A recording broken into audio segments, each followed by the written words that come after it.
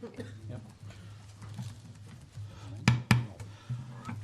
Alrighty, councilors, we're back with the Committee of the Whole agenda for Monday, December 16th at 7:10.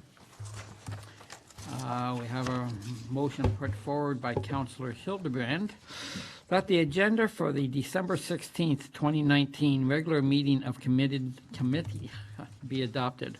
All those in favor? Any opposed? Motion carries.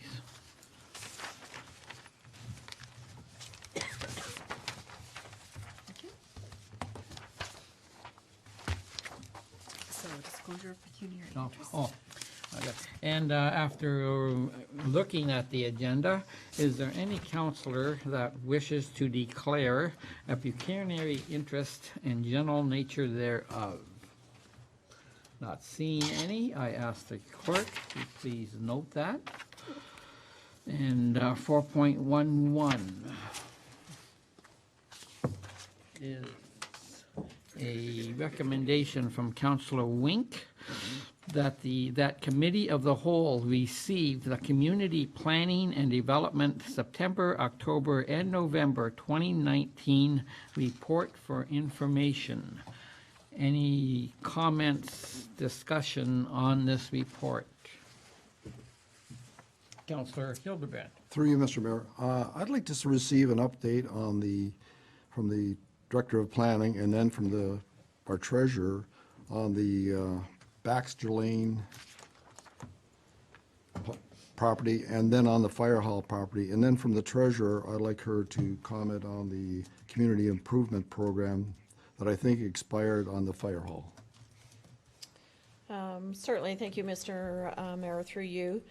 With respect to Baxter Lane, that is a development that was approved in October of 2018 for a 72-unit seniors building. We haven't had any communication with the developer or their agent since about the spring, so about 9-10 months. We did have some communication at that time with their architect, so we were aware that they were working on kind of their construction drawings, but we haven't seen anything yet.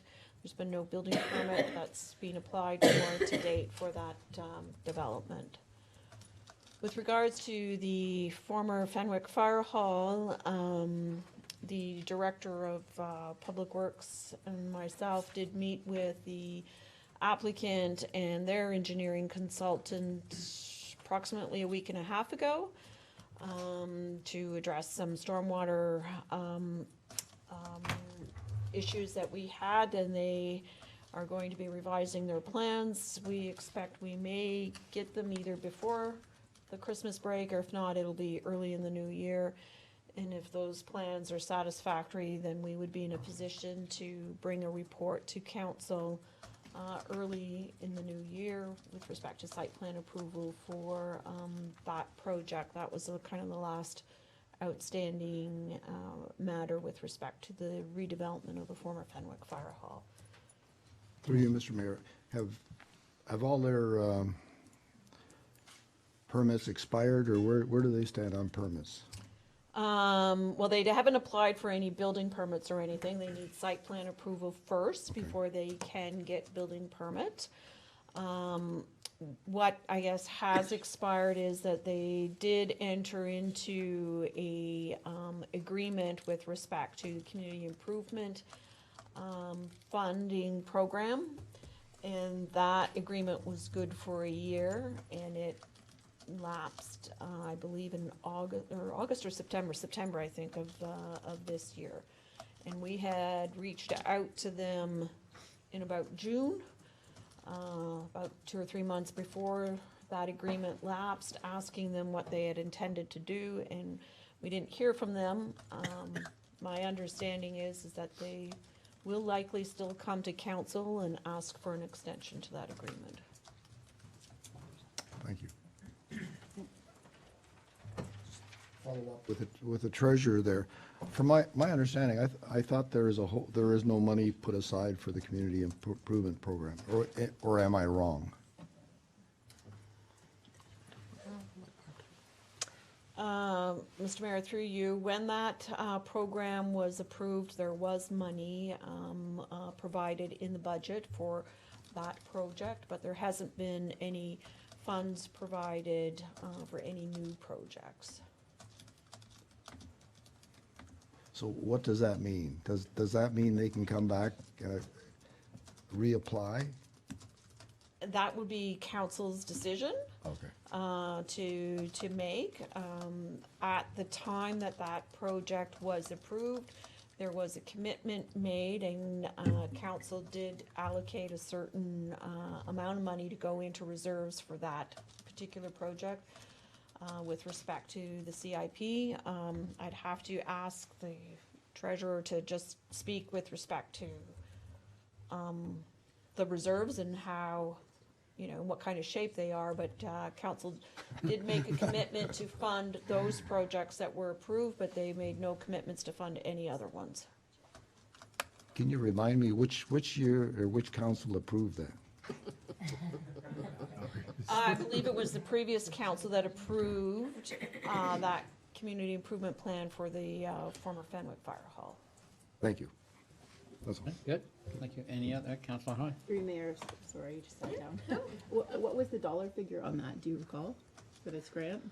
I believe it was around $182,000. It was for a variety, there was a number of projects that included in it. There was the facade improvement, there was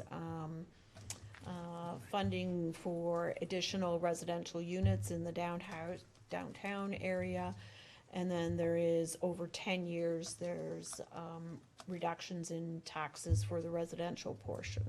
So everything has been used then thus far, except for this one that we're talking about that's been expired, lapsed? Like everything's been applied, except for...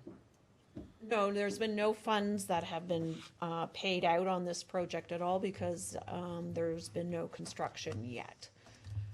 With respect to other community improvement program projects. Yeah, like, so you're talking 180 was just for Fenwick Fire Hall? For the Fenwick Fire Hall, yes. So it would be difficult to extend something that's lapsed. Normally you ask for an extension, like if you're asking for homework extension, it's kind of the day that it's due, you ask for the extension, not 6 months later or 6 weeks later. It's council's decision. Okay, good, thanks. I Good to know. expect that they will Thank be you. coming to council and making a request. I Right. can't say for certain. Any other questions? I guess I have one. Oh, I'm sorry, go ahead, Mary. Oh, okay. Councillor Stewart. No. Sorry. Right. Has there anything come through at all regarding the old Royal Bank in Fenwick? Yes, Mr. Mayor, through you, there has been a pre-consultation meeting with respect to that, and I believe we are in receipt of a minor variance application for that. That's a proposed redevelopment for a ground floor commercial. They want to add 2 stories on that for 8 hotel units. Thank you. And I also have a planning question. I see on the chart that the building activity comparison between 2019 and 2018, 2019 is about half of what 2018 is. Do you attribute that to the economy, or is it the fact that East Fawn Hill is nearing completion as far as residential goes? Mr. Mayor, through you, there certainly are a number of issues that play into it. One of them is that we don't have a lot of supply of land that is draft approved. And so as a result, there aren't lots available for building permit purposes. The economy is also a contributing factor. 2017 and 2018 were our 2 best years ever.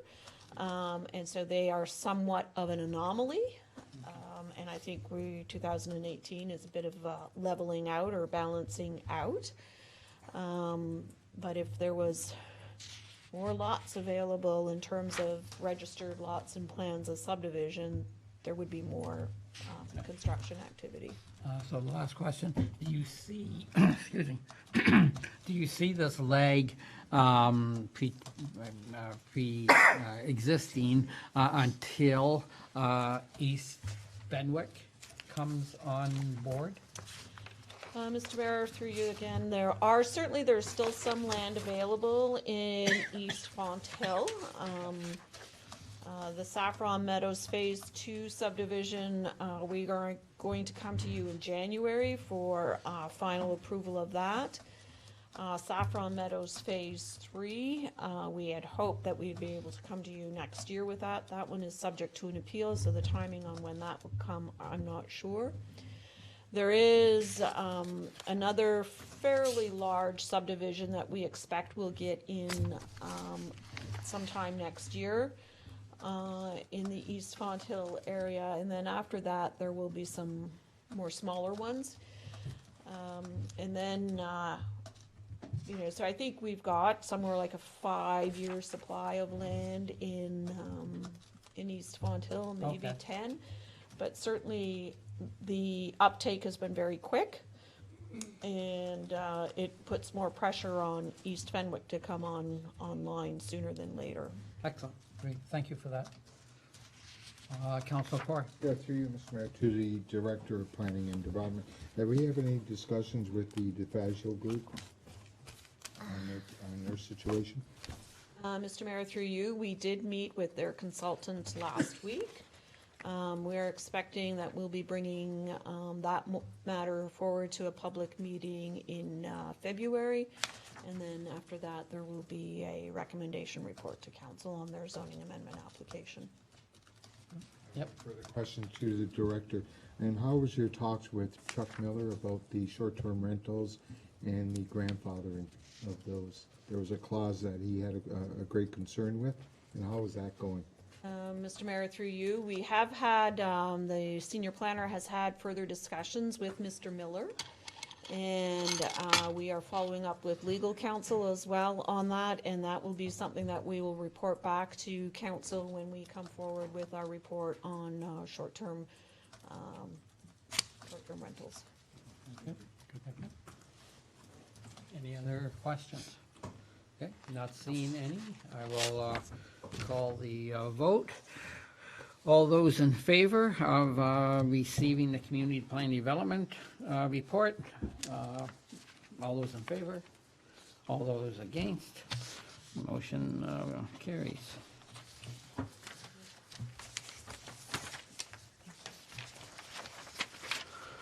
Resolution put forward by Councillor Wink.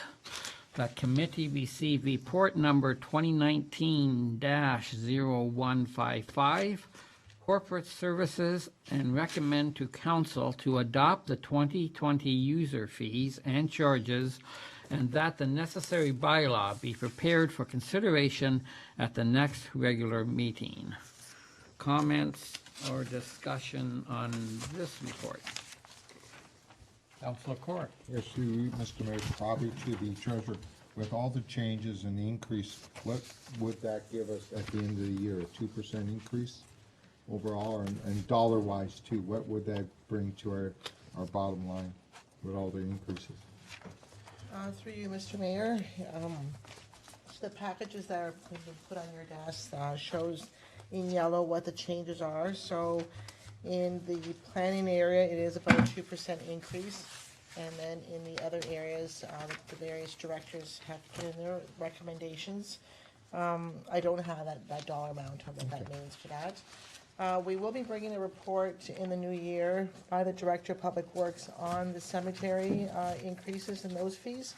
Those are not included in here, so there's going to be a separate report that's coming in for those increases. And anything in green in here is a new fee for this year. So yellow is a change from last year, and the green is a new fee.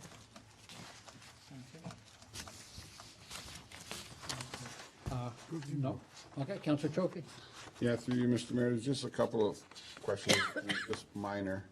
Under the business licensing in the clerk's department, you got photocopying, 25 cents. And for mayor's license, 20 cents. I don't know if that's a typo or just for consistency. It's just a nickel, but could be in the same price right across the board. And then my next one would be for signs. The portable ground signs that are up $100. I just want to get clarification on that. It says 1 to 60 days, $100, and it was currently $75 last year.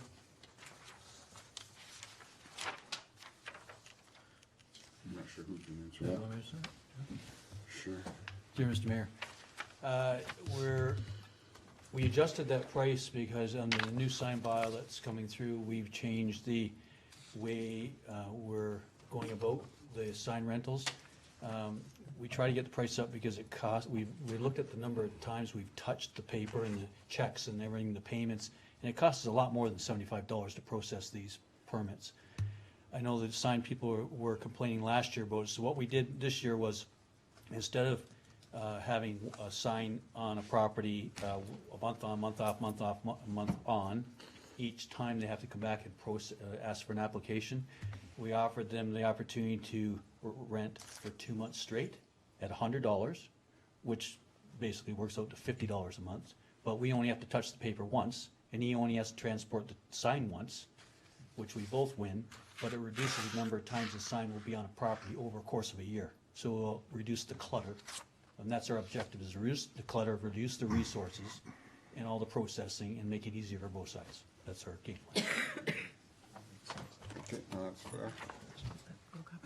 I'm sorry? I can answer the question. Oh, perhaps the clerk has something to add? Through you, Mr. Mayor, in response to the councillor's question with regard to photocopying costs, the 25 cents per page is for most documents. The 20 cents per page is under the Freedom of Information category, and we are not permitted under that legislation to charge any more than what their rates dictate. Oh. So that's why there is a difference. It's fine. Thank you for that, Madam Clerk. Any other questions? Councilor Hurlbert. Through you, Mr. Mayor. I personally like the rate increase for the event electrical system ESA inspection from $500 to $1,000. I think that's fabulous, because that's the way we should be doing these things. Because I'm sure it's expensive to get that permit. I don't know what the permits cost, but to the Director of Recreation, maybe you can address that? Yeah, through you, Mr. Mayor, depending on the day that you require it, if you need it on the weekend, so forth, the fees range between $375 and $475, close to $500, so it's just the $500 extra. So it's $500 and $500 for the Right. ESA inspection. Thank you so much. The other comment I had, I felt quite honored at the parade on Saturday because our MP congratulated us on our hydro savings at the MCC, which means we've really been noticed. And the operating staff and all the people involved here deserve a lot of credit for that. You know, you've done an amazing job, and I can't tell you how proud that makes me feel when we're being noticed, that we've done something for our MP to come and talk to me about that. And then with regards to the hydro rates at the Meridian Center, you know, every 15 minutes we get a report on our hydro usage that our information technology manager forwards to all of us. So we really monitor. It's like monitoring your gas tank when you're driving down the road. We know exactly what you're using. So that is translated in June. The difference between 2018 and 19 is 13.6, July 4.6, August 14.5, September 18.5, October 23.5, and November we're 24%, 24.7%. Those are phenomenal numbers, and we know there's more to come. So I just want to thank everybody. It's you know, that's one of those projects you're always glad that we're all on that team working together to do this. Thanks. And this council owes you and the rest of them a big thank you too, Bob, and Gordy. Thank Thanks. you guys. Appreciate it. Yes. Any other comments on this? Oh, Councilor Trophy. Yeah, one more. It's just for in the recreation cultural services. The bus pass monthly is $80. Would that change if we're going on demand with this new? you, Mr. system? Mayor, yes, all of the rates will probably be changing, but that'll be a whole separate report that council will have the option to approve or not at that time. Okay. Right now, it's until something further happens. Thank you. Anyone else? If not, I will call the vote. All those in favor of the, I'm sorry, Lisa, Councilor Hahn. That's okay. Through you, Mayor. Just, I'm noticing too with room rentals at the MCC, because there has been changes, and I was gonna either bring this up here, or I was gonna bring it up under your report, so I'm also just bringing it up now. Because there are some days where obviously the rooms are empty, they're not used, whether it's the accuracy room or the Kinsman room. Just increased advertising is what I'd like to see in the Tribune and in online and also in the Voice. That's where Mark comes in. He just gave me the eye there. I think it would be a good time too, because I mean, what a screaming deal when you think about it. You can have a half room for $33. You could have a meeting in a room for $33. I mean, where else can you have a decent, brand new, beautiful room to have a meeting in for $33 an hour? That's crazy cheap. So even though it is not even $1 increase, it's still, I think there's an opportunity. There's lots of people that want to have weddings, showers, birthday parties and stuff like that, and you know, a couple hours for $60-something. Cheap, cheap, cheap. So I'd like to see more advertising. Thank you, Councilor. Anyone else? Not seeing any. I'll call the vote to receive the report, corporate services, and recommend council to adopt the 2020 user fees and charges, and that the necessary bylaw be prepared for consideration at the next regular meeting. All those in favor? All those opposed? Motion carries.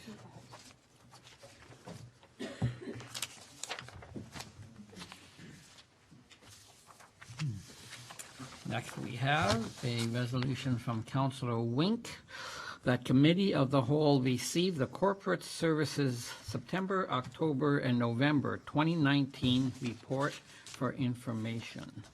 Any discussion or comments on this report?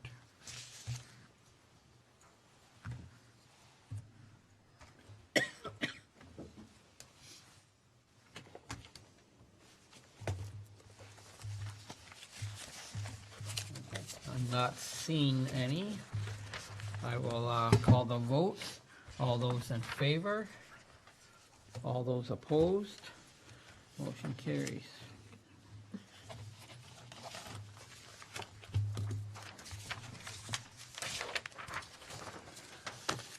Resolution put forward by Councillor Hildebrand that committee receive report number 2019-0151, Corporate Services, and recommend that council approve the reserve and reserve fund policy and the capital financing and debt management policy, and that council approve the wind-up of the future subdivision projects reserve and transfer of its balance to the roads reserve effective December 31st, 2019.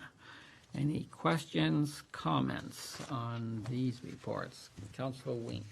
Through you, Mr. Mayor, so just so council's aware, these reserve policies and the capital financing and debt management policies have been presented to the Finance and Audit Committees.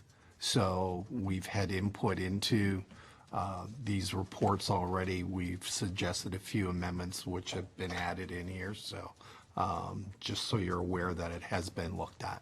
Thanks, John. Okay. Thank you for that, Councillor. Councillor Hahn.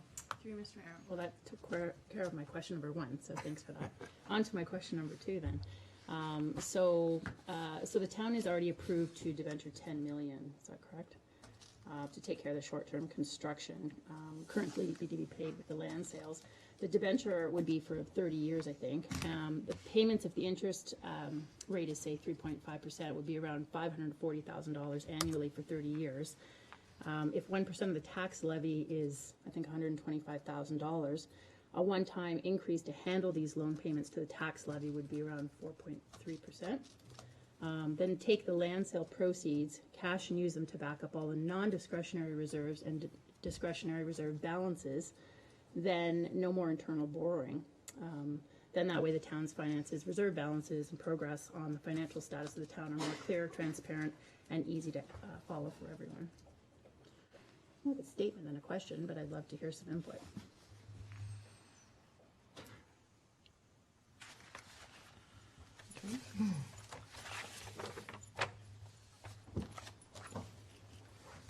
So through you, Mr. Mayor, right now, the short-term borrowing that we have for the construction bridge loan started off with 13.5. We've had a land sale, we're down to $9 million. And the goal is for us to sell enough land that we actually have just $1.7 million that we're gonna be debenturing, not the $10 million. So that's the goal. And the $1.7 million represents the difference between what the pledges were. As you recall, part of the financing plan for the community center was to raise $3 million of donations, of which the original plan was to have that money within the first 5 years, but we have some of the donations that are going into 25 years. So that time period is what's causing the $1.7 million to be turned into a debenture. So that's the portion of that whole amount, not the $10 million. The 1.7 is the goal. That number could be a bit higher if the land does not sell, or if the land sells at a lower amount. So in the case that the land doesn't sell in time for March, I believe, unless you were able to. End of April. So did we get an extension? You were going to ask? Yes, so I'm in communication with Infrastructure Ontario to see about an extension of not turning the full amount into a debenture. Have they gotten back yet? or- No. Oh, okay. Yeah.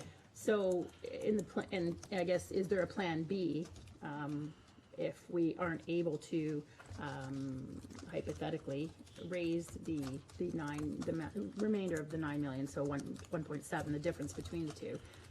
What's plan B then? Is there one? Well, right now, we have confidence that we do have the land available for sale. So we know that it will sell. Well, no doubt eventually. it'll sell, and just let's just say if the check doesn't clear by the end of April, Yeah. is there a plan B to address that? Because if not, if it goes into debenture, we're gonna be paying some serious coin for the next several years, because that's a nasty penalty we'll be paying financially. Yeah, so don't forget, the town also has $7 million of a line of credit that we can borrow against if we need to buy a little bit more time to bridge when we have to pay that, the bridge loan. So What's our rate on that? it depends, it's on a floating rate, huh? Yeah, it's a floating rate, I don't have that right now. Okay, just I'm because when just I saying, calculated, I did we do have 3.5, cash so- available. Right now, we're not using any of the line of credit. We've got cash in the bank right now that we haven't touched the line of credit since the early part of last year. So most of this year, we've been in a positive balance as far as the cash is concerned. So if we need a few more months to make some of these land deals, and let's say we have to pay Infrastructure Ontario, we can borrow from the line of credit to pay them back. So right now, that's the plan B right now, just to buy us some time. But Infrastructure Ontario has been very flexible with us. They've given us the extra extension, and we're working with them. They understand that we do have the collateral of the land that can be sold, so they know where the money's coming from. So when do you expect to have an answer back from Infrastructure Ontario?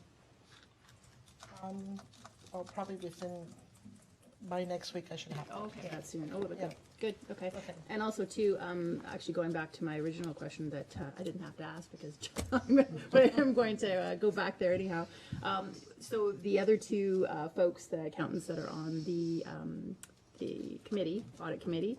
Did they, I guess, they vetted this and they were pleased with this proposal? Did they have any questions, concerns? Yeah, they had some questions, asked for a couple of amendments, and that's been included in here, but they asked a ton of questions with respect to it. But the proposal that we're looking at right now, though, they're pleased with that? Yeah. Okay, thanks. Any other questions? Not seeing any, I'll call the vote. All those in favor? All those opposed? Motion carries.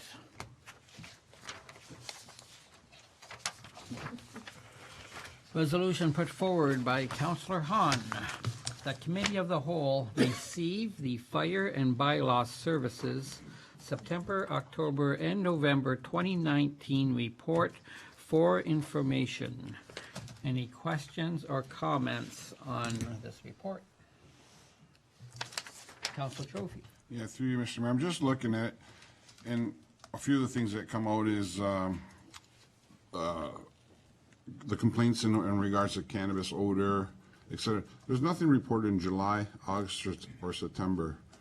And none of the columns have anything reported in July and August. I'm just wondering if it's up to date or, Yeah, it's, through you, Mr. Mayor, yeah, well, Craig updated it, now that we had a problem with a couple of the columns, I think Councillor Wink, and we're gonna fix that for the next report.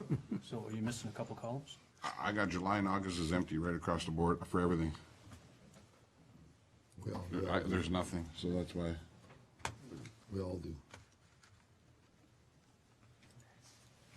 I'll have to report that back to you. Yeah, Okay. there should be something there. I would suspect there is, and I'm just looking, July and August for every category was right empty. And then I am missing September and October. Bob, you didn't have the phone off the hook, did you? For 2 months. 4 months. The operator might have loaded the wrong report from last month, so I will send the new one out, or the proper one out tomorrow. Thank you. Thank you, Chief. Mr. Mayor, I believe on page 6 or whatever, there is cannabis odor complaints received, and it shows May, June, and July on there. Yeah. So they recorded 8 complaints in May, 9 complaints in June, and 4 in July. Yeah, we received that last month, sorry, through you, Mr. Mayor, but I'm just looking for August, September, and October. Gotcha, okay. Yep. Yeah, okay. Yep. We'll look forward to that then, Chief. Thank you. Councillor Hahn? Through you, Mr. Mayor, I guess further to the odor complaints and such, in the local paper, I was catching up with some interesting pieces that they're in there, and one individual was complaining about the link that took up most of a column. Do we have a nice clear link that people can use on our website? So if they want to contact Health Canada or so on and so forth, they can just click right on the link and it shoots them right to where they need to be? Mr. Mayor, yes, we do. On the, we have a page set up specifically for cannabis. It has information in general, but also, of course, on how to submit complaints. Yep. And the links there are email address links that go direct to Health Canada, MAPRA, whoever they click on. But everything is right there. The link that was in the newspaper would have been the URL that is copied from your web browser. Like a mile which, long. Yeah, kind of populates as you browse pages. Okay. But, yeah. So that was just for, yeah, okay, But yes, gotcha. the links on the page are very clear We're good. and easy to follow. Okay, perfect, just want to make sure, thanks. Any other questions for the chief? Okay, not seeing any, I call the vote. All those in favor? All those opposed? Motion carries.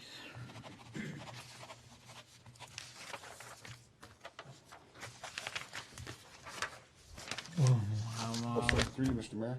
Yes, So we were only approved the report up till the end of July, right? Because we don't have nothing else on here that we've seen. Right. to the clerk, please. You can amend that, yes. Yeah, We'll amend it. yep, Thank you. okay. So I made that clear. Resolution put forward by Councillor Corr. That committee received report number 2019-0147 and recommend that council endorse the proposed landscaping improvements and allow staff to proceed with finalizing the landscaping plan to complete the works in 2020. Comments on this report?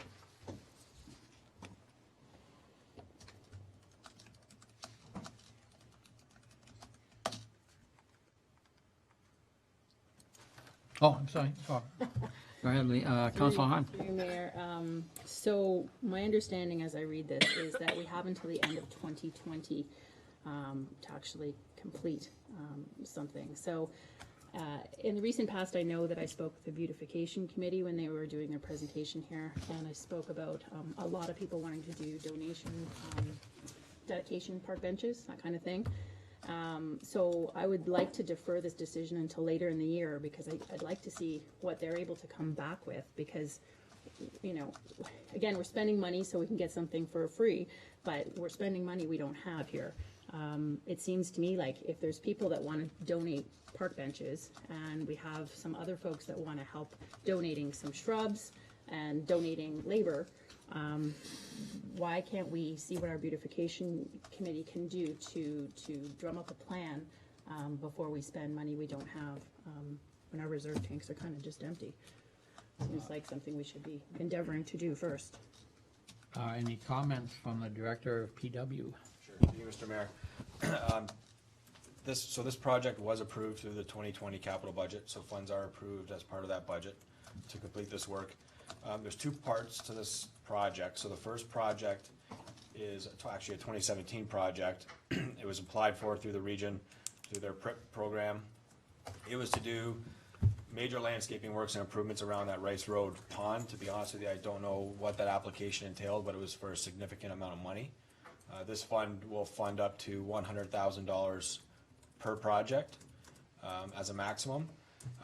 As part of that project, they did award the installment of some park benches in and around the retention pond. That was in the order, total project cost on that project was in the order of $24,000, and half of that would be funded by the region. The second part was to make improvements and a gateway type feature at the intersection of Port Robinson Road and Rice Road as part of their Rice Road reconstruction project. So this is, again, the history on that part of the project came about because there was talks about putting a roundabout in there at one point through the previous council. The region wasn't in favor of that, but they were in favor of doing some improvements at that intersection within the right-of-way along the regional road that would enhance that intersection and provide some type of gateway feature. And so the region actually has done all the design work on this. It has been vetted through the beautification committee for comment.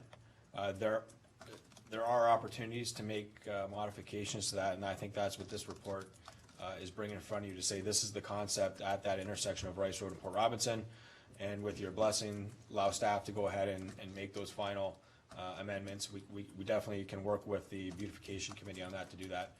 With respect to the project that was done in 2017 or slated for 2017 around the stormwater detention pond at Rice Road and Highway 20, there's some more flexibility there with what we can do, and I don't have an exact plan on that yet, but we have in the order of $24,000 to complete that project, of which 50% would be funded through the region. So there's opportunities there to work with the beautification committee for sure to, you know, whether or not the original scope was to put in park benches. There's also been some discussion about using some interpretive panels around that pond to kind of tell the story and kind of highlight some significance with respect to the type of vegetation and the native species that are used in and around that stormwater retention pond. So by all means, there's opportunities to come forward with a final plan on this. But yeah, the 2017 project, they did give us a special exemption to complete that work by the end of 2020, because that's been on the books now for several years. And then obviously the intersection work. The preference was the region wanted to go ahead with their landscape contractor to complete that work last year. We weren't in a position to have a final plan in place yet, and we didn't have a capital budget approved. So we got an exception from the region to be able to complete that work in 2020. So they made that commitment to us. So we put then the money that we would have to pay, the Pelham portion, we put that in our budget? It's in our budget for the year. Mr. Mayor, so yeah, we have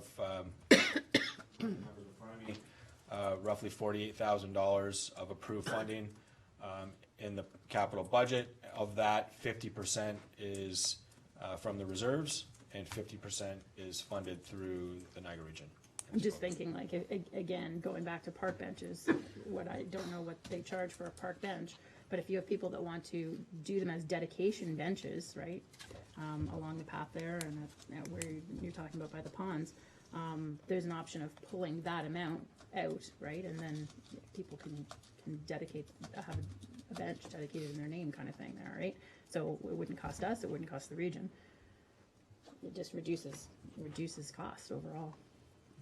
Mr. Mayor, yeah, obviously if you have work that's donated, then obviously wouldn't be on the hook for that. The region wouldn't be contributing the 50% to that as well. So, but there's, I think there's opportunities here to work with the region. They've been pretty flexible with this program, and I think they want to see also, because it's adjacent to a regional road, within the regional road right away, they want to see improvements. This group I'm dealing with anyway, with the planning group there, they want to see these improvements take place. So I think there's some discussions that we can have with them with respect to the scope of work and what we do there. Yeah, like if you could reach out to the beautification committee and just say, hey, because when they stood in front of us, they said, oh yes, we're aware that people, want to do dedication benches, then here's their opportunity. If I can just speak on that, or ask a question. Did you say so somewhere in your explanation that the beautification committee has already vetted the intersection of Port Robinson and Rice Road? Did you say that, or did I miss? Through you, Mr. Mayor, yes, that's correct. Okay. We have showed them the plans and what the region's come up with in terms of a landscaping plan at Rice Road and Port Robinson Road. With respect to the stormwater management pond at Rice Road and Highway 20, there's no plans in place yet. There's just dollars that are dedicated towards doing some park benches in that area. So that's definitely, there's an opportunity there to have the beautification committee involved and kind of develop some type of plan moving forward for that portion of the funding. Do you see, I guess what I'm thinking of, can we break this into two pieces? Is there opportunities to put benches around the Port Robinson or Rice Road, or can we go ahead and do that, the benches for the stormwater pond? Or maybe you don't have that answer, and that's fine. Through you, Mr. Mayor, so the region sees them as two separate projects. Oh, okay. It's two separate projects. We budgeted it in our capital budget as one complete project, but the region does see that as two separate projects that they're funding. Excellent. So if council decides, then we could go ahead with the Rice Road, Port Robinson Road, intersection, and then go back to the beautification with the benches for the stormwater pond? Through you, Mr. Mayor, yes. So this is work that will probably take place in late summer, early fall next year. We do have some time to finalize the plans. Okay. And if it's council's wish, then I'm more than happy to take this report again back to the beautification committee to get their comments and feedback with respect to the work at Port Robinson and Rice Road, and then obviously also look at what they'd like to see around the stormwater management plan, as long as it fits within the terms of what was agreed to with respect to the region providing that funding for that stormwater management area. Well, in that case, I agree with Councillor Han's proposal, take the whole thing back and then let them take a look at the whole project again, and then possibly go from there, because it's not going to be taken, the work isn't going to get done till July or later anyway, so why not? Yeah, through you, Mr. Mayor, so originally when the region was doing their work, They would have been more than happy to have their contractor perform the work and bill the town. At that point in time, we didn't have clear plans in place, so we got the approval from the region to go ahead and go through our own procurement process, retain our own contractor, and that they would still fund 50% of the value, so Okay, excellent. we're in control of the process. Yep. Counselor Stewart, Counselor Hahn, you know? Yeah. Counselor Stewart? Yeah, just a comment. There should be a minor correction on page 3 in financial considerations. It says gateway feature at the intersection of Rice Road and Thorold Stone Road. Yes, through you, Mr. Mayor. So that $48,120 takes into account both locations. So that's the stormwater management pond as well as the intersection of Rice Road and Port Robertson. Okay, but it says Thorold Stone Road. As opposed to Rice and Port Robinson. Or Robinson Road. Yeah. Just a minor correction. Great. Counselor Core? Yes, to you, Mr. Mayor, to the director. To chicane, we were supposed to get a report this month about what it's gonna cost us to remove that, or we're not supposed to get a report this month? Through On a Mr. recommendation of what we're gonna do with that. Okay, through you, Mr. Mayor, so that is a totally different item of discussion. If you recall, staff brought forward a report with respect to traffic calming.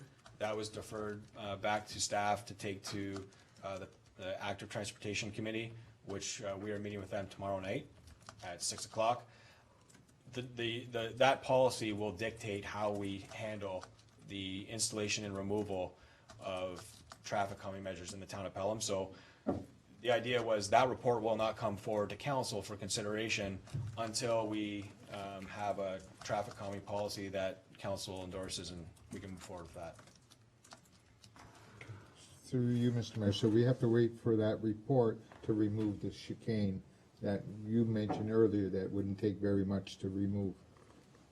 Through you, Mr. Mayor, so not necessarily have to wait for that. It would be preferable from staff's point of view to know that we're removing a piece of traffic calming that was installed. And these are the reasons why we would think that traffic calming would not be required on the street and then have it removed. By just going to remove it would go against any type of policy that we're trying to bring forward to you. So the idea is that we would bring forward a policy, and that for consideration, council would have input, accept the policy or not, and then we can move forward with steps on removing that chicane. But today, in place. through you, Mr. Mayor, but today we don't have a policy. Why can't we remove it and then vote on the policy later? I don't get that. Today, we don't have the policy, so we have the right to say to you, let's remove that chicane as soon as possible and then vote on it after. So what you're asking us to vote on a policy and then debate what we're gonna do to calm the Hay Street. Am I wrong on this? Counselor, if I may, number one, so right now, the clerk has pointed out that the report that we're working on or talking about does not have the chicane mentioned in it. So. That might be under the Public Works report. So this, the we're next dealing with the item. Public Works report. And the report that you're referencing is not in this report. And if I may, Counselor, Jason, we did have a talk that if this did come before council in December, Jason, you mentioned that because when we remove the chicane, we were going to have to do paving, that it would be your recommendation that we can't take it out until spring. So through you, Mr. Mayor, if it was council's decision to remove the chicane on Hay Street, that work would most likely, because there's no capital project directly associated with that work, we would include that work under one of our road rehabilitation or road patching programs, which will hopefully be out for tender in springtime of 2020, and probably we'll have a contractor on site sometime early next summer, late fall, early fall, depending on when the contractor gets on site to do that work. But that's the tool, I guess, we would use to complete that work would be under our road patching and rehabilitation program. If that helps, Counselor. So what you're saying is that even if we took it out, the fact that we would have to patch the road, you wouldn't recommend us doing it now anyway? Through you, Mr. Mayor, no, we would not recommend doing that now with respect to budget restrictions and as well as working with asphalt in the winter months and doing that type of road work. Okay, great. Thank you. Councilor Trophy? Yeah, through you, Mr. Mayor, just to clear up a few things there with Councilor Hahn there earlier in regards to the beautification committee. The beautification committee did come in front of us, and when they were talking about park benches, it was a recommendation that they look into park benches. That program's already in place through recreation, culture and recreation. So the beautification committee doesn't really have anything to do with that. Anybody can get a dedicated park bench through Parks and Rec for that, so we learned that. So on that, I would like to make a direction or a motion here that council receive the report 2019-0147 and recommend that council endorse the proposed landscaping improvements and allow staff to proceed with finalizing the landscape plan with the beautification committee to complete the works in 2020. So I just want to add that part in it, if somebody would, I'll second We're in that. committee, we don't need a seconder. Okay, we don't need a second. Councilor Hildebrand, you want to say something? No, I was just, Oh, you were going to second? Yep. Okay. I'm good. Oh, Councilor Hahn? Through Ms. Rare, further to that though, when the, and I can't remember her name, Okay. Jen, I remember saying, Jen, two of you, get together on it. Oh, yes, we'll talk about that. Because most people don't know they can do that. And you had the file, then you didn't have the file, and then now you have it back. So there was a time where I don't think your office was doing benches, and now they are. So, but people don't know what to do, who to contact, and all that kind of thing. So she said she would reach out to you. So the way it was left, at least the way I understood it when she left here, was that the two of you would have an opportunity to talk about that. So obviously that never happened. Through you, Mr. Mayor. Yes, we have spoken to Jen, and staff have presented to the beautification committee. And actually this year, I believe that there were 3 benches donated, one of which you gave us the contact. And I was just going to say that it doesn't always have to be a new bench that people want to donate towards. So if it's an existing bench, so for instance, the proposal could still go ahead, and we can promote someone donating towards a bench, and we just add their plaque to the bench. Sometimes that helps as well, just to move things along. Okay. Madame Clerk? So you have an amendment on the floor to add the words with the beautification committee to this resolution, so you need to vote on that amended first. Okay. So on the councilor's recommendation, all those in favor? Okay. Which counselor? Councilor Trophy. Hans or Trophies? Councilor Trophy. Okay, just for clarification. Thank you. Okay. So all those in favor of Councilor Trophies? Okay, and any opposed? Okay, so that's the amendment. So what does it all read like then, Madam Clerk?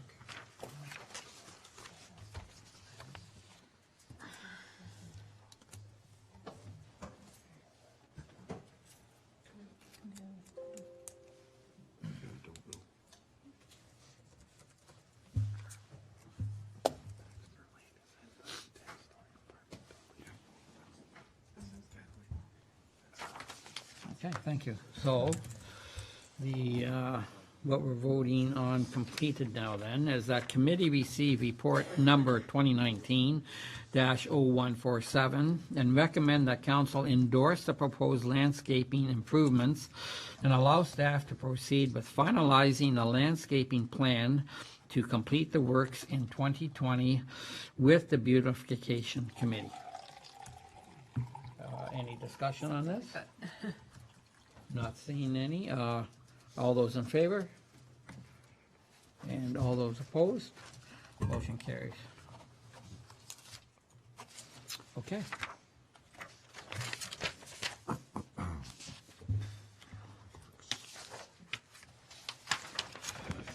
Resolution put forward by Councilor Corr that Committee of the Whole receive the Public Works and Utilities September, October, and November 2019 report for information. Comments or questions concerning this report? Councilor Corr. Now we can talk about the chicane. Now, correct me if I'm wrong, you're asking us to wait until you pass this new proposal about calming the traffic. How difficult would it take now, if we do pass it, to get rid of that chicane?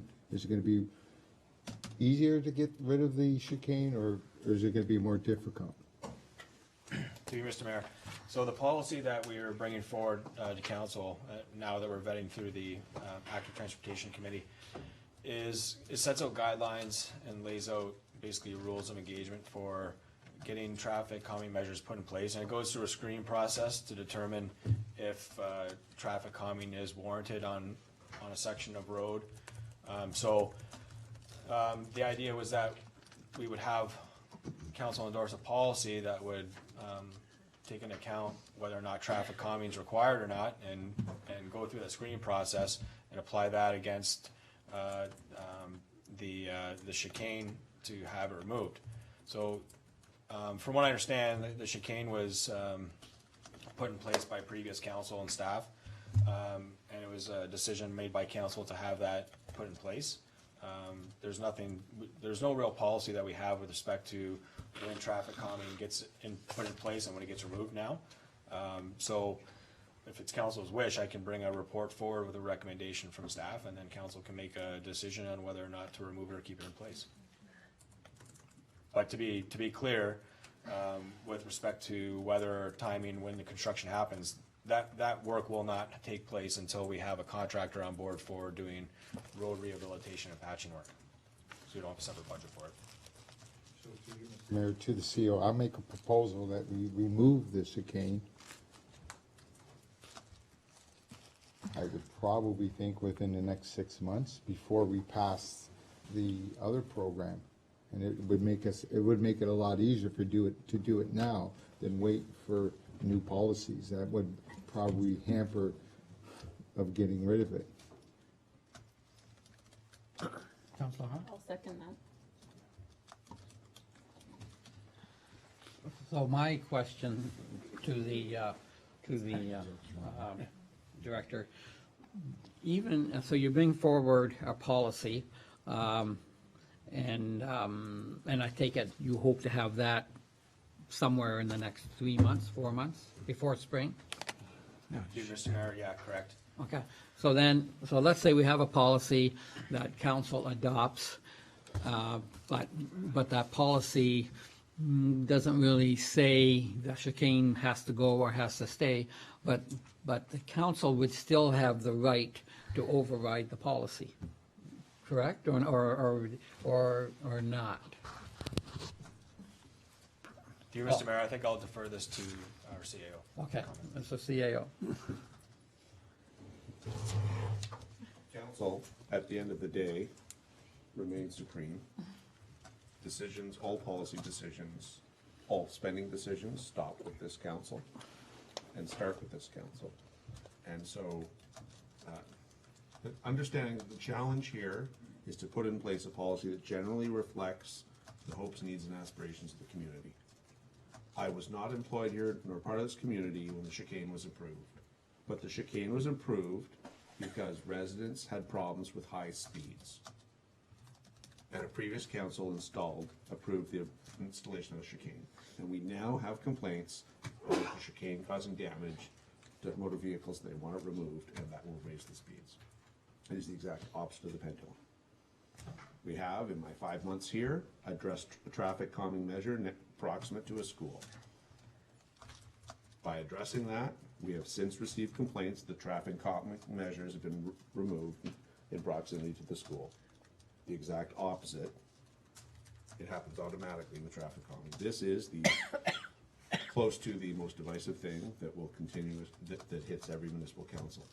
So the appropriate response from the civic administration is to try to help council come to a policy that favors whichever, and then that guides, so that we don't deal with the individual. You see this with bylaw enforcement as well. You don't want to deal with the matter at hand, because that has inflamed tensions and passions. We want to overall have a conceptually appropriate approach. That being said, so that is what we're attempting to install here with your guidance, and you're choosing the policy, I might add, so that you like the overall approach. But in any instance, you always have the power to overrule yourselves. Policy guides staff, and we have to conform to it. So in the default of any specific instruction to the contrary, it says how we will behave and how we will approach, in this case, traffic calming. So to answer Councillor Corr's question, it can happen in either event, whether you pass a policy or not. At the end of the day, the decision-making rests with this council, and you have the right to instruct us to remove the chicane or not, as the case may be, and no one can take that away from you. Yeah, through you, Mr. Mayor. So we're saying if we remove the chicane now, we wouldn't be able to do anything for at least 6 months. We agreed to that now because it has to be resurfaced, the road, correct? Yeah. To you, Mr. Mayor, that's correct. Okay. How long would it take, or do you expect for this policy to come back to council after meeting with the Active Transportation Committee? To you, Mr. Mayor, January. we've had some discussions with some of the members on the committee, so I think overall they're generally in favor of it. I think there's some things that they want us to look at with respect to specifically how does traffic calming measures get handled in school zones. So we're going to be have some discussions with them tomorrow with the committee, and my guess is that we would bring a report back in January or February with a revised traffic calming policy that has been endorsed by the committee and something they stand behind for consideration by council. Okay. Most likely February. Mr. Mayor, so we had a resident come to us September, I believe it was. He had a petition of, I believe it was ballpark 190 residents that live directly in that area, expressing concern about that. We were then told that don't do anything with it, wait until something comes about. Well, now we're looking at doing a totally different process with respect to this chicane in particular, and we have to wait. I understand having to wait at this point in time because that ship sailed for 2019 and early 2020. But we had that presentation, and essentially by us, we're ignoring 190 people saying that they want to get rid of this. And I also brought up at that point in time a three-way stop because at Brewerton, because of the sight lines, not because of traffic, the amount of traffic that's going through there, but the sight lines are terrible. So I'd like to support a motion from Mr. Corr to say, we put in that three-way stop and we get rid of the chicane at this point in time. Yeah. Okay, like I said, I really, I don't really see the sense of it, why we don't wait until the staff report comes out in March, because we can't take the chicane out until spring anyway, but whatever council. So through you, Mr. Mayor, Yeah. then we're having to go back out again and start the process from square one, getting petitions signed and whatever. And that exercise has already been done. Is that correct? I don't understand, but whatever. That we would have to restart the process? Through you, Mr. Mayor, so in accordance with our proposed policy, there are mechanisms for going about removing a traffic calming measure that's been put in place, and involves getting support of the local community that live on that street as well. Yes, so So, to my question or my comment, that means that we have to start the process all over again, and we have to go back out to all the residents at this point in time saying what was done previously, too bad, so sad, we need another petition. That's, If I may, council, you control your own process. You can absolutely take note that you've received a petition. It's in our minutes and our records, and it's in everyone's memory. A petition of 190 names. It would just be absurdist to force people to re-sign something, to redo the work that we've already received within this term of office. So as far as, although I'm not trying to lead you to any particular outcome, self-evidently, you could grandfather that. You could give us direction to take note that it's occurred. We can apply that forward so that we don't end with an absurd result or create work when there's no sense of it. And this council is aware that there's a community desire of at least 190 people for you to make a specific decision. If that assists in not making a decision prior to receiving the policy. so the community's demonstrated a desire to get rid of it. Let's deal with it and move on.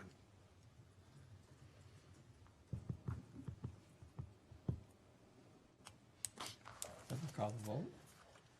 You control your own you need not wait for a policy. You could wait for a policy and then you need not adhere to your own policy. The decision always rests with council. Yep. Staff really have to suggest that we bring forward a policy, and it's been deferred back to an advisory committee that meets tomorrow. So we'll have that report back to you in February, but you're not bound by, you choose your own rules and how we go about doing this. So a motion, you could call a vote, you have a motion, or you can defer as staff are trying to suggest, but either is entirely valid. Well, myself, I'll just say my piece, and then we'll call the vote if you want, but we can't take the chicane out till May or June anyway. We do have this report coming, which if we want, we can overrule the report. So I don't understand why the rush is to put this to vote until we have a vote, till we have a staff report, but that's just me. If council so wishes, well, we have a motion on the floor to vote on. Right, Madam Clerk? We do. Okay, and it's being, that's Councillor Trophy. Yeah, through you, Mr. Mayor.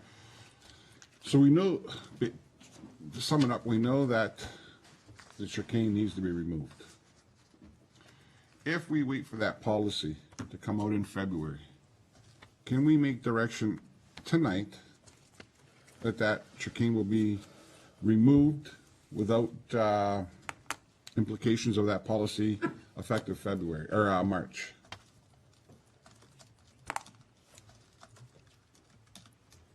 Specific direction overrules general policy every time. You do have a motion on the floor, but in abstract theory, yes, you have that power. Okay. So we, Okay, so let's call the motion, vote on the motion, and Madam Clerk, if you could read the motion? So I have a motion by Councillor Kaur that the Hay Street chicane be removed within the next 6 months prior to the passing of a new policy being brought forward pertaining to traffic calming. Okay, thank you. Any discussion on that motion? I'm sorry, Mr. C.A., you, Could I help you possibly with the, you might say regardless of the policy to be passed? I didn't like that word either. If it's prior, then that actually requires you to defer passing a policy until after it happens. Yeah, regardless of any new policy. Stop sign in there. Wasn't So there I'll read that amendment to again. that also? And to add the three-way stop. We should buy the entrance. And to install. Director? to you, Mr. Mayor. So, the three-way stop, council's has the ability and the right to request a three-way stop. Through traffic studies, just to make you aware, through the traffic studies that were completed on that, it does not warrant a three-way stop. With respect to the turning movements, there is an issue with sightlines that are in place because the hydro hasn't been lowered yet on that section of roadway, which is intended to be done. And as it sits right now, there's a hydro pole that is on the northwest side of that intersection, which does impede the view of traffic coming from Brewerton and turning onto Hay Street. It's difficult to see vehicles coming up. So from a public works perspective right now, I don't believe that intersection warrants a three-way stop. However, that definitely would solve sightline issues that are in place currently. So that would be a recommendation that would come from engineering to say that in the interim that installing a three-way stop would improve sightlines, the sightline issue and traffic coming up on Hay Street. When a stop sign does go in, it's very difficult to have that stop-controlled intersection removed in the future. Yes, so through you, Mr. Mayor, we have no idea when that hydro pole's gonna go down. It could go down. It can be removed. It's not our hydro pole.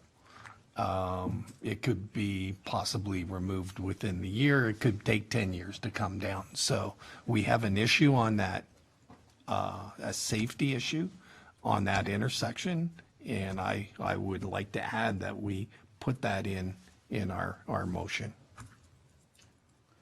So then we'll vote on the amendment first then, right, Madam? So right now you have an amendment by Councillor Wink, Yes. and to install a three-way stop at Hay Street, and please correct me if I'm wrong, it's Brewerton? Yep. Okay, so that is a separate Yes. amendment, Okay. okay? So discussion on that amendment put forward by Councilor Wink. Not seeing any, I will call the vote. All those in favor of Mr. Wink's amendment? Okay, unanimous. Any opposed? Not seeing any. So the amendment is passed. Okay, so then now you're back to the motion by Councillor Kaur for the chicane with the amendment adding the stop sign. Excellent. Does anyone wish that to be read, or are we ready to go? Okay, so on the original motion put forward by Councillor Kaur, all those in favor? All those opposed? Then that motion carries. I don't have that. I still need a motion to receive the Public Works report. Okay. So now we go back, oh, I'm sorry, Councillor Trophy. Yeah, in regards to the Public Works report? Yes. We're still in it. I would just, if I can get an update on the policy that you're putting together for gypsy moths. Thank you, Mr. Mayor.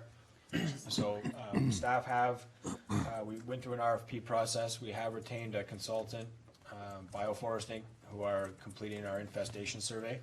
We're hoping to have results back from that infestation survey in the middle of January. Barring that, staff are working at putting a draft policy together. We expect to have something in draft form by the end of this week with respect to a draft policy. That being said, that we don't know what the infestation levels are yet until we get that report back from Bioforest with respect to their study they're completing right now. Okay. Through you, Mr. Mayor. I put out an email last week in regards to having members of the community be involved with this draft, or even possibly a counselor or anybody. I haven't heard back, so I want to put forth a motion to include at least 3 members of the community and a counselor to be involved with the draft for the policy of the gypsy moths. And not even to form a committee, just to help that, and it's over. Perhaps before you put that motion forward, could we hear from the CAO, Councillor? Sure. this is what the hot seat feels like. And I remind myself that I fought for this job.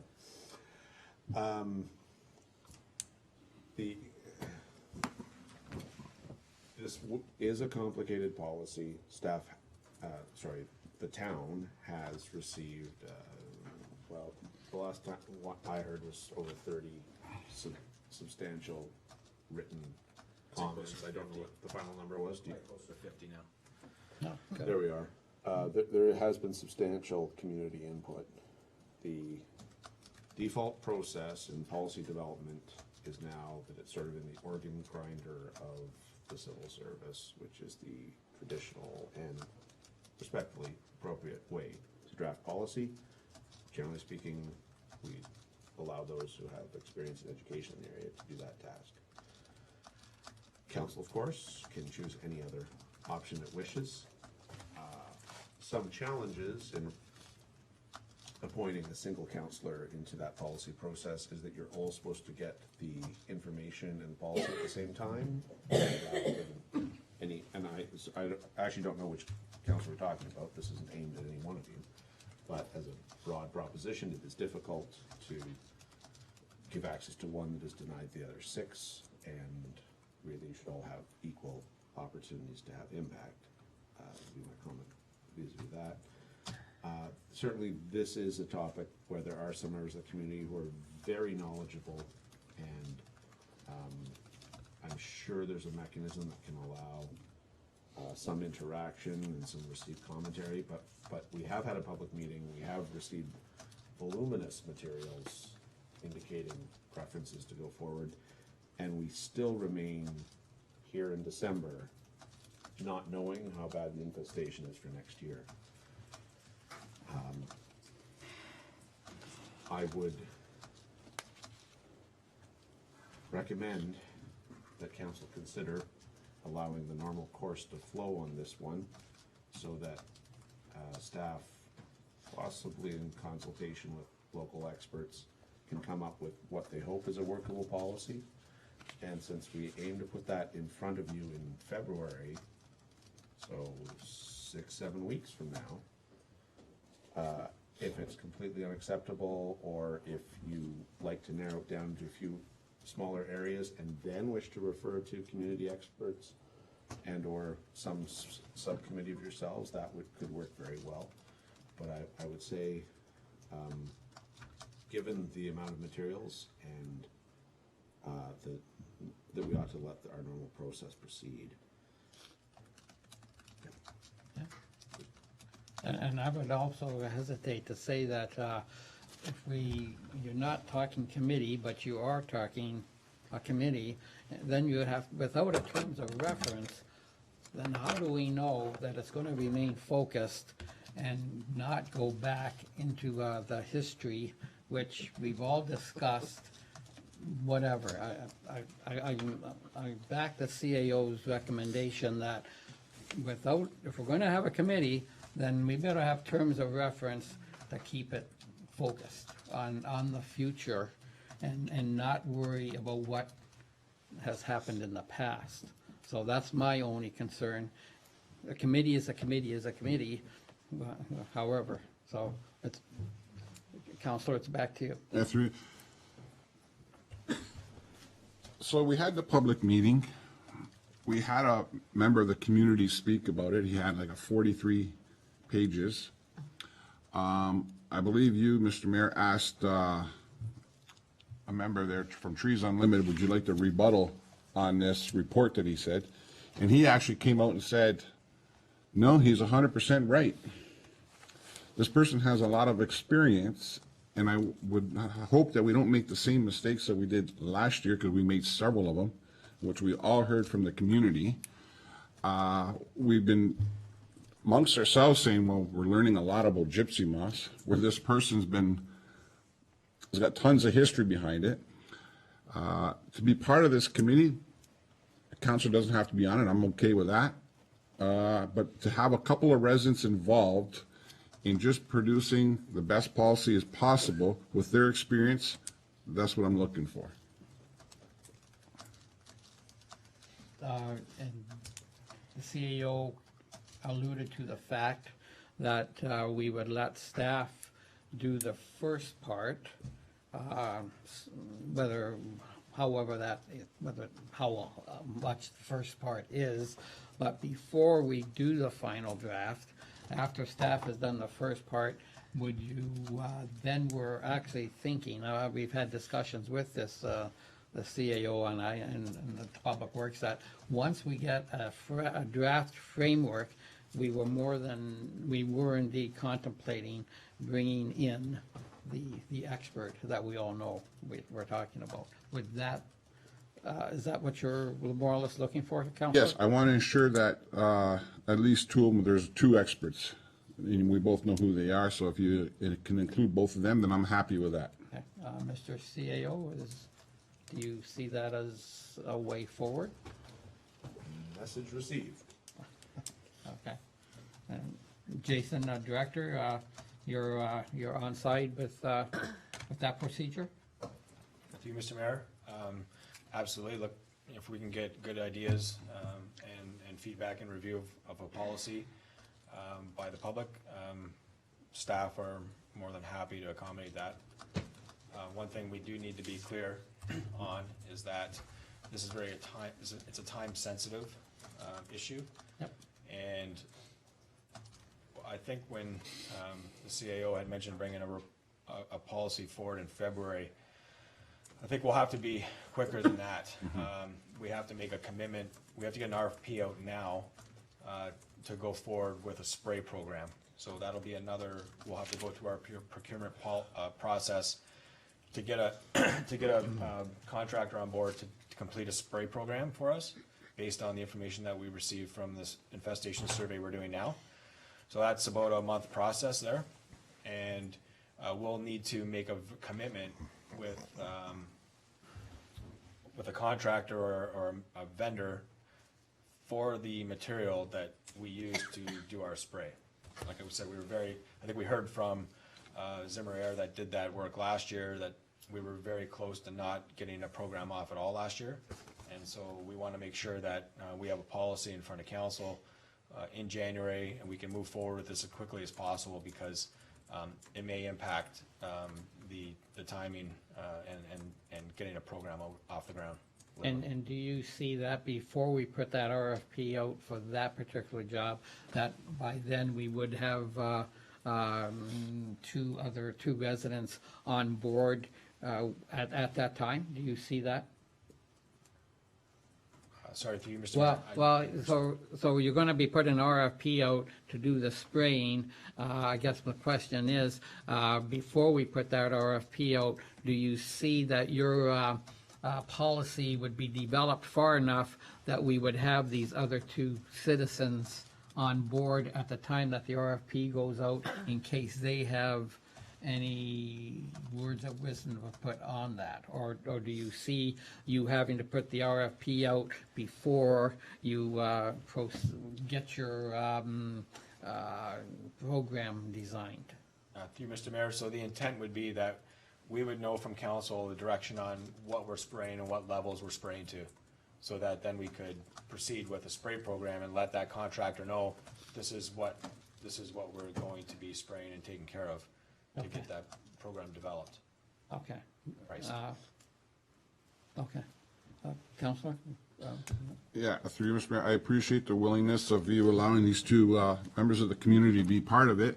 And this by no means is any disrespect to staff. It's just want to ensure that we get the best possible program that we can out for next year, and that we don't make the same mistakes that we did this year. That's all it is. Yep. Great. Thank you, Counselor. And I know I've talked to Jason about this before, and he's very agreeable to your suggestions. So, excellent. Okay, now are we ready to move on the Public Works? Okay, so the Committee of the Whole received the Public Works and Utilities September, October, November 2019 report for information. All those in favor? All those against? Motion carries.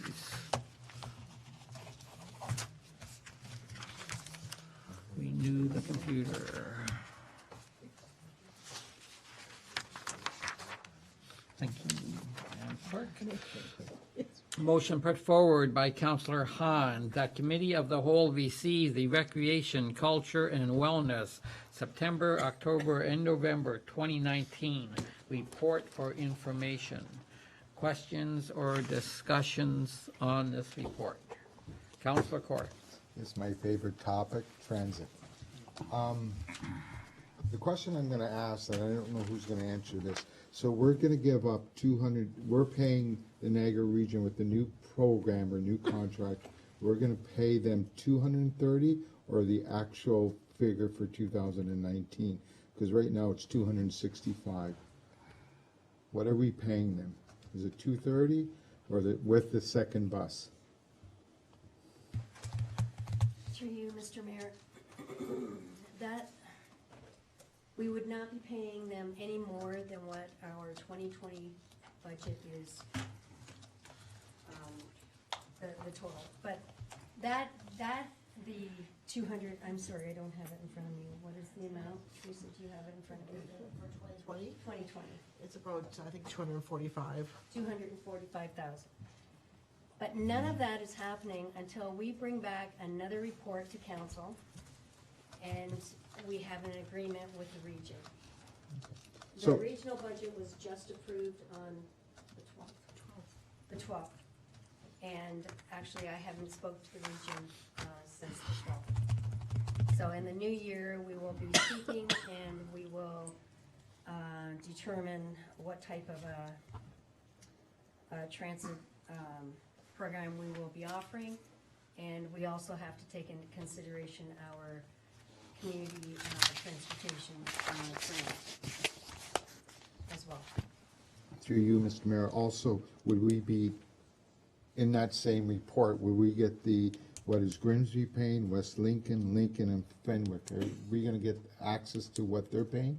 So if we're paying 340 or 240, are these other communities putting the same amount, or are they putting less?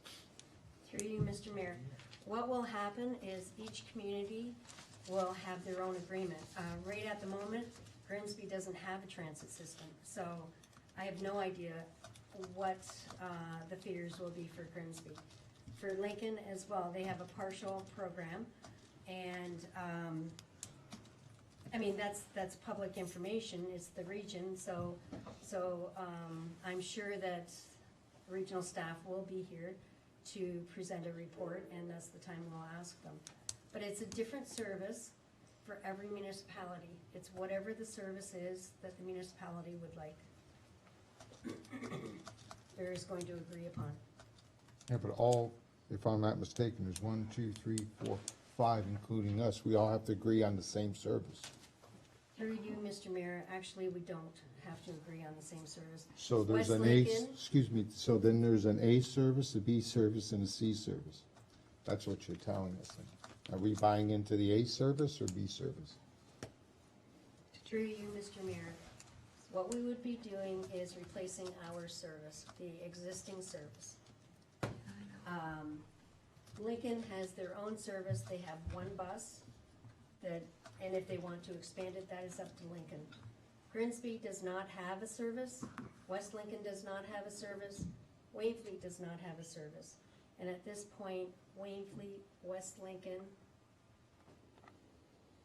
I believe, is there somewhere else?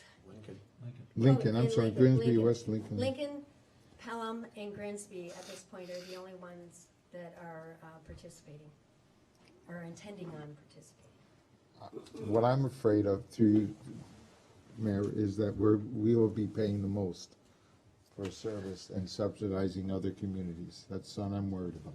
And I hope we don't get to that point, that's all.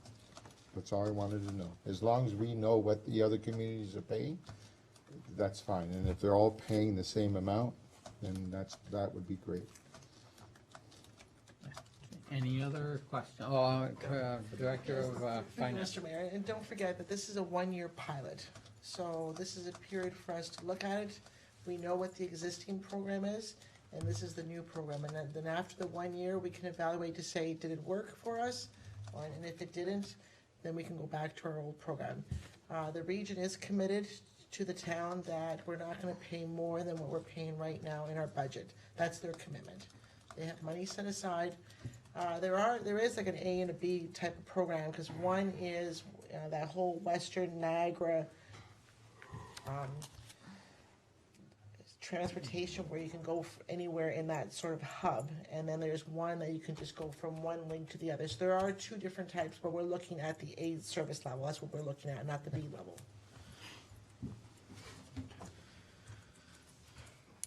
Any other questions on the report?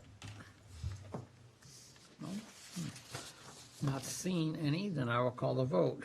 The Committee of the Whole received the Recreation, Culture, and Wellness September, October, and November 2019 report for information. All those in favor? All those opposed? Motion carries.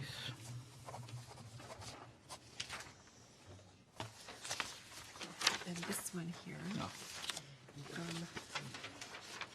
all of the times are the same. You could just say as outlined in the report Okay. and then skip to that. Okay. paragraph there. Okay.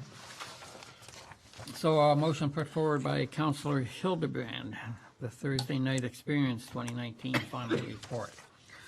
The committee received report number 2019-0153 and recommend to council that council receive the update on the Thursday Night Experience and that council designate Pelham Supper Market to be held on Thursdays, June through September 2020 in Peace Park as a municipally significant event on the following dates, which are there. And I will now go to the end of that list. And that the clerk be authorized to make an application for a special occasion permit for the Pelham Supper Market. And that council approve road closures Thursday nights from June to September from 5 p.m. to 9 p.m. between 39 Pelham Town Square and 31 Pelham Town Square. Debate, questions, comments on this report? Councillor Court. Yeah, through you, Mr. Mayor, have we reached out to the local businesses, and what effect would that road closure have on the local businesses? The director. Through you, Mr. Mayor, this is the normal road closure that we have every year. It is from the old LCBO parking lot over to the library, actually. The corner, so that the businesses in that parking lot, the beauty salon, can still use their parking lot. So actually, it doesn't affect any open businesses at that time. Any other businesses, any other traffic can go around the circle to access all the other businesses. Thank you. Anything else there, Council Court? No, that's No. fine, that's Okay. good. Any other comments? If not, I'll call the vote. All those in favor of the report? All those against? Motion carries.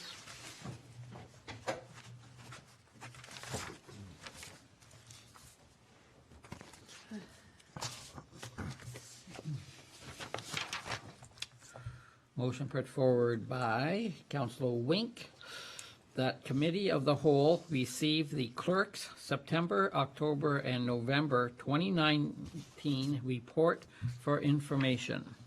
Comments or questions on the clerk's report?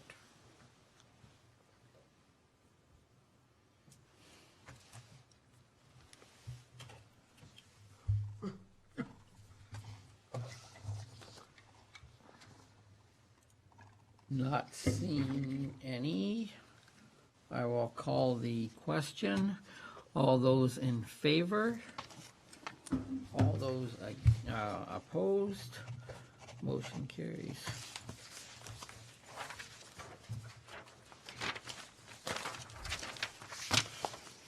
Motion put forward by Councilor Wink, and I don't know why you didn't do this sooner, that this regular meeting of committee Could have read be it. adjourned until the next regular meeting scheduled for January 13th, 2020, following council.